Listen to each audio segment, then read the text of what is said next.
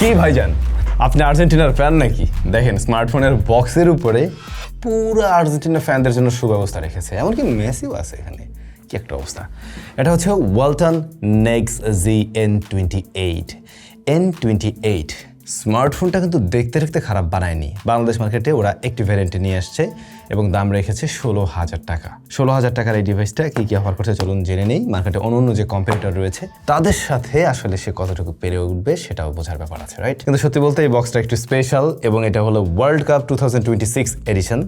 So অনেকের কাছে হয়তো ভালো লাগবে, বিশেষ করে আর্জেন্টাইন ফ্যানদের কাছে। এনিওয়ে, স্মার্টফোনটা যেটা আমি বলছিলাম, ডিজাইনটা একটু ফ্যামিলিয়ার লাগতে পারে। আপনারা বেশ কিছু ডিভাইসে এই ধরনের ক্যামেরা মডিউল হয়তো বা খেয়াল করেছেন। স্যামসাংয়ে আমরা দেখেছি, OnePlus-এও রয়েছে। তো দেখতে কিন্তু খারাপ লাগছে না, তবে রিয়ার প্যানেলের এই অংশটাতে একটু গ্যাপ আছে, ওইটা এভাবে নক করলে ফিল পাওয়া যায়। বডি ফ্রেমটা প্লাস্টিকের তৈরি এবং এইটা কি কালার বলা যায়, এটা কি বটল গ্রিন টাইপের?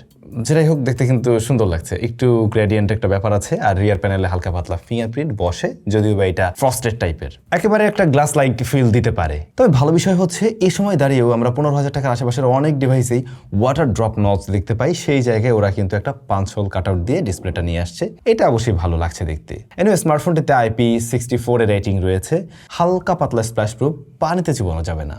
এসওসি হিসেবে রয়েছে মিডিয়াটেক হেলিও Z81। এখানেও কিছুটা ভালো করছে আমি অবশ্যই বলবো, কারণ মোস্টলি আমরা 15-16 টাকায় দেখতে পাই এখন ইউনি এসওসি দিয়ে এই ফোনগুলো আসে, সেই জায়গায় ওয়ালটন Z81 দিচ্ছে। লং রানে এটা তুলনামূলকভাবে বেটার রেজাল্ট দেয় কিছুটা। এখন এই এসওসির পারফরমেন্স যে অনেক বড় আহামরি কিছু এমন তো না, এটা আমরা খুব ভালো করে জানি, তবে ডে টু ডে লাইফের কাজগুলো খুব সহজেই হ্যান্ডেল করতে পারে। আর এই ডিভাইস দিয়ে আপনি ডে টু ডে লাইফের কাজের বাইরে আর এমন কী বা করতে পারবেন? বাজেট ফ্রেন্ডলি একটা ডিভাইস, আপনি র্যাম স্টোরেজও অনেক বড় পাচ্ছেন না। বাংলাদেশ মার্কেটে কিন্তু এটা আপনারা পাবেন 4+4 প্লাস 128 জিবিতে, বুঝেন নাই না? আচ্ছা, 4 GB RAM, 4 GB virtual RAM এবং 128 GB হচ্ছে গিয়ে স্টোরেজ। তো এর সাথে Z81 অ্যান্ড্রয়েড 16 রান করছে যদিও। তো সব কিছু মিলে বোঝাই যায় যে এটা হচ্ছে গিয়ে একেবারে বলা যায় বেসিক পারফরমেন্সের জায়গা থেকে আদর্শ রেজাল্ট দেওয়ার মতো একটা সেটআপ। তবে আমার মনে হয় এই স্মার্টফোনটা এই দামেই 6 GB র্যাম দিয়ে আসলে কমপ্লেন করার মতো কোনো সুযোগ থাকতো না আমাদের হাতে। যদিও বা বাজেট ফোন, ওয়ালটন এখানে বেশ কিছু ব্লোটওয়্যার দিয়েছে, আপনারা এগুলোকে আনস্টল করে নেবেন, কারণ র্যাম তো একে কম আছে এই ফোনের, স্টোরেজও কম। সো যত বেশি ক্লিন রাখা যায় ততই আপনার জন্য মঙ্গল। এমনিতে সোশ্যাল মিডিয়া হ্যান্ডেলিং, ভিডিও টিডিও দেখা, আপনি ফেসবুক চালাচ্ছেন, সামটাইমস ছবি তুলছেন, এ ধরনের কাজগুলো খুব সহজেই হ্যান্ডেল করতে পারছে ডিভাইসটি, তাতে কোনো সমস্যায় পড়তে হয়নি। তবে গেমিং টেমিংয়ের প্ল্যান থাকলে 2D টাইপের গেম খেলুন, ঠিক আছে। সামটাইমস ফ্রি ফায়ারও খেলতে পারেন, লোয়ার সেটিংসে খেললে মোটামুটি প্লেয়াবল আউটপুট পাবেন এর থেকে। কিন্তু আহামরি লেভেলের গরম হয়নি এই ডিভাইস, হালকা ওয়ার্ম হয় আর কি। সামনে যে ডিসপ্লেটা নিয়ে বলছিলাম, এটার সাইজ 6.7 ইঞ্চ, যেটা IPS LCD প্যানেল এবং এখানে 5 হোল কাট আউট রয়েছে। এর ফলে মূলত দেখতে ভালো লাগে, তবে লোয়ার চিনটা কিন্তু তুলনামূলকভাবে মোটা রয়েছে। আর 120 হার্টজ পর্যন্ত সর্বোচ্চ হাই রিফ্রেশ দিতে পারে এই প্যানেলটা।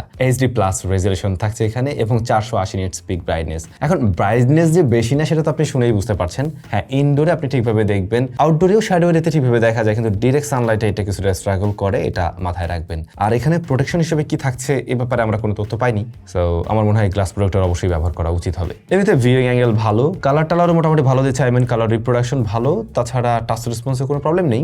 আর 120 হার্টজ পর্যন্ত বেশ কিছু অ্যাপে আসে, 90-120 হার্টজ এর মাঝামাঝি ঘোরাফেরা করে আর কি। কিন্তু যেটা হয়, মাল্টিমিডিয়া কনজাম্পশন যারা করবেন তাদের কাছে একটু বেটার ফিল আসবে এই যে 5 হোল কাটআউটের কারণে। অন্যদিকে আবার রেজলিউশনেরও ঘাটতি আছে, যেহেতু এটা HD+ রেজলিউশনের। সো খুব কাছাকাছি নিয়ে দেখতে গেলে বা টেক্সটগুলোর ক্ষেত্রে আপনার কাছে মনে হবে হ্যাঁ, রেজলিউশনের ঘাটতি অবশ্যই এখানে রয়েছে। এখন HD+ নিয়ে আসলে কমপ্লেন করার মতো সুযোগ নেই 15-16 হাজার টাকায়। আমি গতকালকেও দেখছিলাম একটা ফোন 31 না 32 হাজার টাকা দাম, সেখানেও HD+, অমানবিক ব্যাপার স্যাপার। এনিওয়ে, এই স্মার্টফোনটাতে ক্যামেরা থাকছে রিয়ারে 2টা, তবে মেইন শুটারটাই মেইন, যা হচ্ছে 50 মেগাপিক্সেলের। এছাড়াও 0.8 মেগাপিক্সেল একটা শুটার আছে, অ্যান্ড ফ্রন্ট ফেসিং ক্যামেরা রয়েছে 8 মেগাপিক্সেলের। তবে আশ্চর্যজনক বিষয় হলো এর যে মেইন ক্যামেরা Sony IMX855। এখন আপনার এক্সপেকটেশন একটু বেড়ে গেল না যে খুব দুর্দান্ত লেভেলের ছবি দেবে? যেটা হয় অনুকূল লাইটিং কন্ডিশনে ও তো ইউজেবল আউটপুট দিতে পারছে ঠিকই, কিন্তু হেভি হার্শ লাইট বা আপনি ছবি তুলছেন, হঠাৎ করে কোনো একটা লাইট সোর্স থেকে অনেক বেশি লাইট আসছে, আলো আসছে, এরকম জায়গাগুলোতে বেশ ভালোই প্যারা নেয় এবং ঝলসে ফেলার একটা প্রবণতা আছে। তবে লাইটিং সিনারিও ভালো থাকলে তখন আউটপুটটি আপনি সদস্য থাকবেন, এটুকু বলা যেতে পারে। ছবিগুলো একটু কন্ট্রাস্টি, একটু কালারটা বুস্টেড, দেখতে যদিও খারাপ লাগে না, সোশ্যাল মিডিয়া রেডি টাইপ মনে হয়। জুম করে ব্যবহার করার মতো আসলে না, জুম করলে আপনি ডিটেল লস করতে দেখবেন। লো লাইটে noise, grain and heavy highlight balancing এর কিছুটা ইস্যু আছে। আমার মনে হয় ওয়ালটনের ইমেজ প্রসেসিং নিয়ে আরেকটু কাজ করা উচিত। প্রায় ম্যাক্সিমাম স্মার্টফোনে দেখি আমরা মোটামুটি ভালো সেটআপ দেওয়া ট্রাই করে বা ভালো সেন্সরও দিচ্ছে, কিন্তু আউটপুটটা একদম ওই লেভেলে নিয়ে আসতে পারছে না ফর প্রসেসিং মেবি। যাই হোক, পোর্ট্রেট মোড আছে, একটা ফোকাল লেন্থ আপনি ছবি তুলবেন এবং ব্যাকগ্রাউন্ড ব্লারনেসটা একটু আর্টিফিশিয়াল লাগছে। এজ ডিটেকশনে ক্রিটিক্যাল জায়গাগুলো ছাড়া মিসম্যাচ খুব একটা করে না। একটু ওভারব্লোন ইস্যু এখানে আছে এই। তাছাড়া সেম ব্যাপারটা আমরা ফ্রন্ট ফেসিং ক্যামেরায়ও দেখি। ফ্রন্ট ফেসিং ক্যামেরায় যেটা হয়, একটু মানে হেভি হাইলাইটেড এরিয়াতে ওই মেইন ক্যামেরার মতো হালকা ওভার ব্রাইট বা একটু ওভারব্লোন করছে, ওই ইস্যুটা এখানে আমরা পেয়েছি। তাছাড়া ছবির কালারের ক্ষেত্রে একটু আর্টিফিশিয়াল টোন আপনি লক্ষ্য করবেন আর কি, এবং ইনডোরের দিকে বেশ কিছু সফট করে ফেলে। বাট ব্যাটারিটা বড় দিয়েছে 6000 mAh, অ্যান্ড এই যে সুন্দর বক্সটা, এই বক্সটার মাঝে রয়েছে 18 ওয়াটের একটা চার্জার। তো 6000 mAh এর সাথে 18 ওয়াট একটু ছোট মনে হলো এরকম প্রাইস পয়েন্টের জন্য, আবার ঠিকই আছে। তো ব্যাটারি ব্যাকআপ তো অবশ্যই ভালো পাচ্ছেন, একে তো HD+ রেজুলেশন, দ্বিতীয়ত 6000 mAh, অনায়াসে আপনারা 1.5 দিনের কাছাকাছি ব্যবহার করতে পারবেন। একেবারে হেভি ইউজার হয়ে থাকলে বা প্রচুর ভিডিও দেখেন, সিনেমা দেখেন সোজা কথা, সেক্ষেত্রে আপনি 1 দিন প্লাস টাইম এই স্মার্টফোন ব্যবহার করতে পারছেন অনায়াসে। ভালো বিষয়, মুভি টুভি যারা দেখেন মজা পাবেন। স্টেরিও স্পিকার রয়েছে, হ্যাঁ এটার দুই সাইড থেকে আপনি সাউন্ড পাচ্ছেন, সাউন্ড মোটামুটি লাউড এবং ক্লিয়ার, তবে একেবারে ফুল ভলিউমে কিছুটা ডিস্টর্টেড মনে হয়। আর সাউন্ডের মানে ব্যালেন্সিংয়ে একটু অভাব আছে, এটা একটু বেশি লাউড, প্লাস হচ্ছে গিয়ে এখানে মানে ডেপথটা একটু কম মনে হবে। এর বাইরে ওকে, ইয়ারপিসের সাউন্ড আবার এমনিতে ঠিক আছে। IR ব্লাস্টার সেন্সরও রয়েছে এই ডিভাইসটাতে। তো মোটামুটি যেটা দেখা যায় যে ওয়ালটন এই ফোনটাকে বেশ গুছানো ট্রাই করছে সব দিক থেকেই। এখন র্যামের জায়গাটা একটু কমতি আছে দাম অনুযায়ী, মানে এখন তো এমনিতেও আমরা দেখতে পাই র্যামের স্বল্পতা, দাম বেড়ে গেছে। তারপরেও আমি বলবো যদি ধরুন এই প্রাইসেই ওরা 6GB র্যাম দিয়ে নিয়ে আসতো ফোনটা, খুব দারুণ প্যাকেজ হতো এবং অনেক ইন্টারন্যাশনাল ব্র্যান্ডকে বেশ ভালো রকমের এটা কিন্তু চ্যালেঞ্জ দিচ্ছে স্টিল এখানে দাঁড়িয়েই। বাট তখন গিয়ে একেবারে মানে হেড টু হেড বা অনেকের থেকে এগিয়ে থাকতো বেশ কিছুটাই। আপনাদের কাছে আমাদের দেশি ব্র্যান্ডের এই ডিভাইসটা কেমন লাগলো অবশ্যই কমেন্ট করে জানাবেন।